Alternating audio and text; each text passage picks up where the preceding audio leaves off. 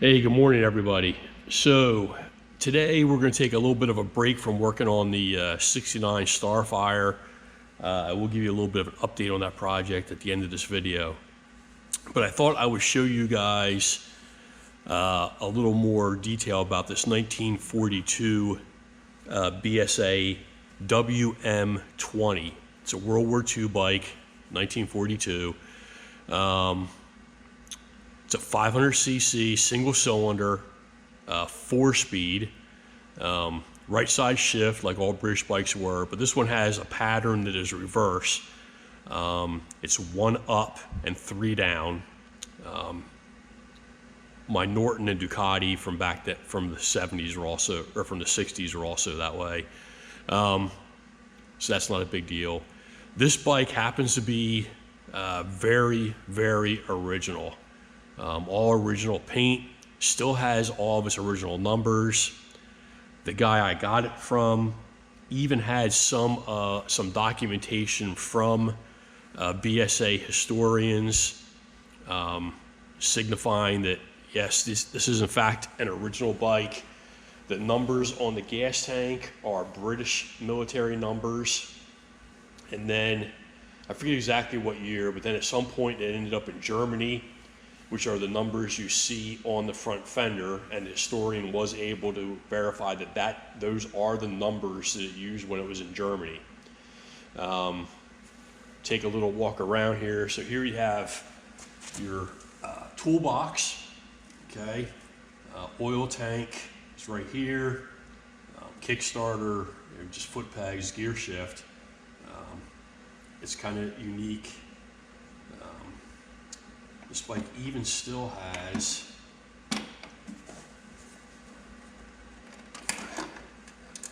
some tools in it, which is kind of nice. Some of these are old British Whitworth tools. Probably not an original toolkit, but there are some tools in it. It's nice to have some of this original stuff. Some fold down passenger pegs, obviously a pillion seat, the main seat. This is a hardtail. There is no rear suspension, so the only suspension you have is the little bit of springs you have in the seat. An original Amel carburetor with a remote float bowl. The air filter is not original. I'm probably going to try to source an original type air filter. Still even has a lot of its original military plates. It's a side valve engine, so if you take this plate off, you can see the exhaust and intake valves operating.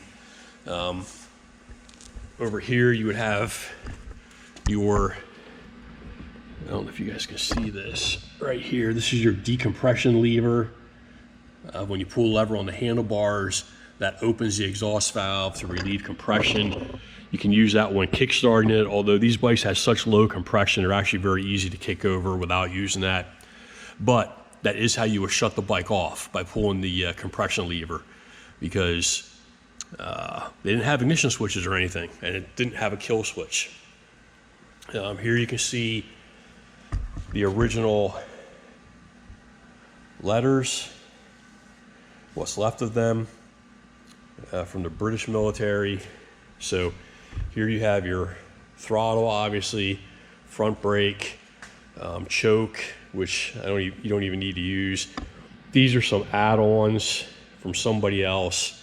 This is the horn button, and somebody had added some extra brake lights, because when we get to the back, you'll see that the original blackout brake light's about useless. So somebody added some extra lights. That's what that was for, brake lights. This is your advance and retard for your magneto, high and low beam. Here you have your clutch, and then let me walk around here. This one here is your clutch, and this here is that decompression lever I was talking about. Okay. Original speedometer, chronometric Smiths. You got your ammeter, you got your light switches.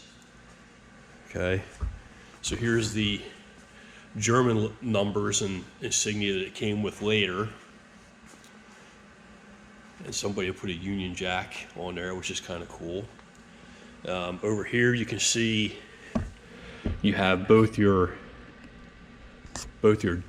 dynamo for charging and your magneto for ignition.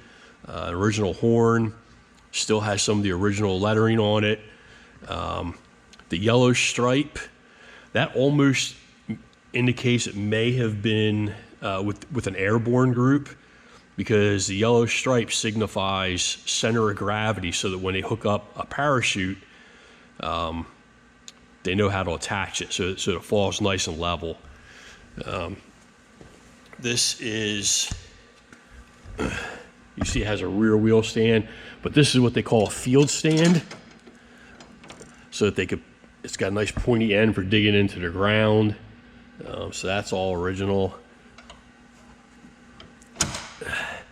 Battery box, it definitely needs a new battery.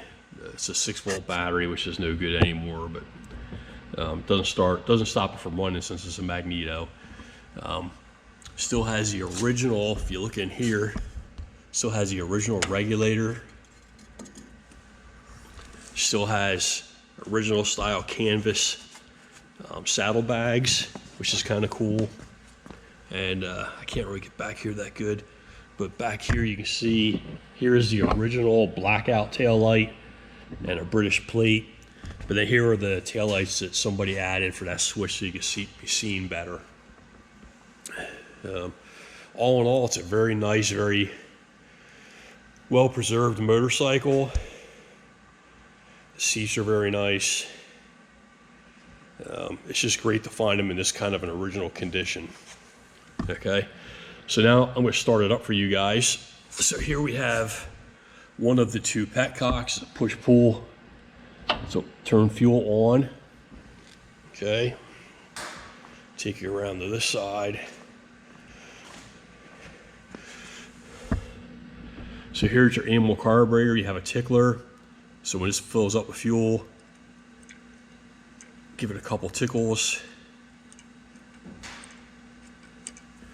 All right, now I'm gonna put you guys back here so you can see, hopefully. All right, so we got some gas in the carburetor, it's tickled. I'm gonna retard the spark a little bit with that lever there that I showed you guys. And we're gonna kick it over, see what happens.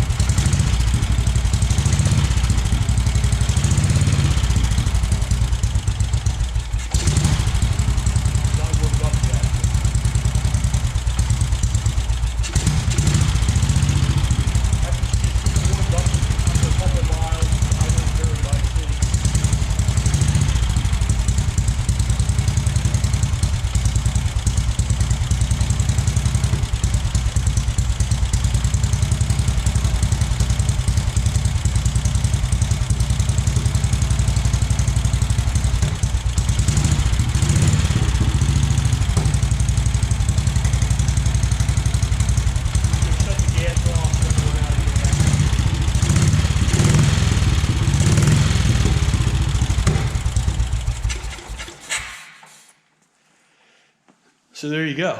That is a 1942 BSA WM20.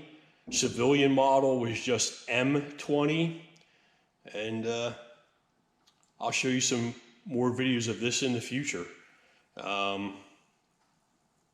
Really not much else to say at this point. I have ridden it.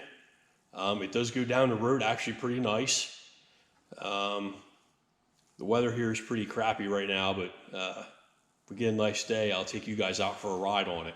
But hey, so that's a future bike you'll see more of. As for the 69 BSA we've been working on, I got the parts, put my tank back on. You can see I got fuel lines all hooked up. This has some horrible giant BSA stickers on it. Somebody had put on it that were horrible and then peeled it off, so the glue was left behind. So I spent some time taking the glue, getting the glue off. You can see I haven't done this side yet. So you can see the horrible BSA left behind. I got some original tank badges. I just fit that to see how it would look.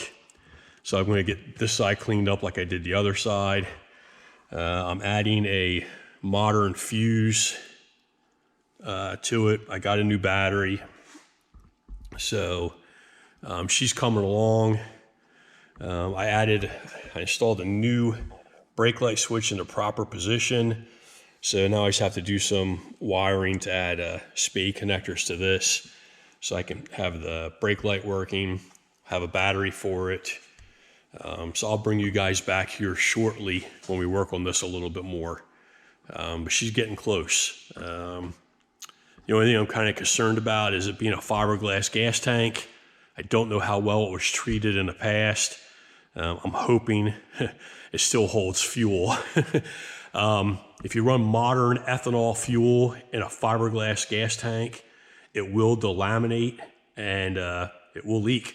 They also can swell. This one doesn't seem swelled. Inside it looks good.